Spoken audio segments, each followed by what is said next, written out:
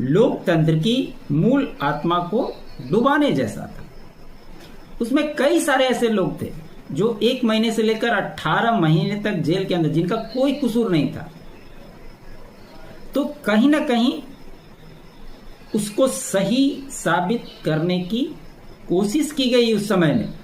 इसी का उल्लेख किया उन्होंने आगे कहा कि योग को दैनिक जीवन का हिस्सा बनाने का आह्वान किया और अंतर्राष्ट्रीय योग दिवस के महत्व पर बात की। साथ ही साथ 25 जून की उस डेट को याद कराते हुए उन्होंने कहा कि संविधान हत्या दिवस घोषित करना चाहिए इसको। ये बहुत ही महत्वपूर्ण हो जाता है। उसके आगे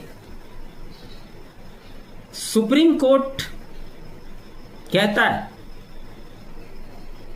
कि हाल ही में हमने बुलडोजर एक्शन पर लगाई रोक।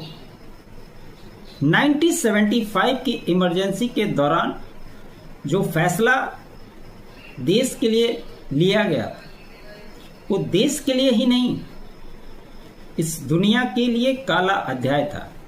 अब चीफ उपराष्ट्रपति जगदीप धनखड़ साहब और सीजेआई बीआर गवई साहब के आरोप प्रत्यारोप वाली बात हो गई और ये एक अच्छी शुरुआत है। क्योंकि पहले क्या होता था कि जब भी सुप्रीम कोर्ट या कोर्ट के माध्यम से कोई भी फैसले आते थे तो लगभग कोई भी उस पर सवाल नहीं उठाता था।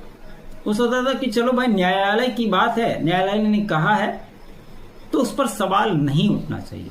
लेकिन अगर उसी क्षेत्र से निकला हुआ व्यक्ति इस देश के कोई सर्वोच्च पद पर बैठा हुआ जिसको उसके बारे में पूरी जानकारी है, आंख बंद करके बात नहीं बोला उन्होंने भी कानून की पढ़ाई की है, बहुत बड़े वकील रहे हुए, इसलिए उनको जानकारी है और वो तर्क संगत बात करते हैं। इसके आधार पर ये बातें उन्होंने की और जब संसद में इस बात को लेकर जब भी चर्चा होगी तो जो बात उन्होंने की 1975 वाली, उस बात पर भी चर्चा होगी।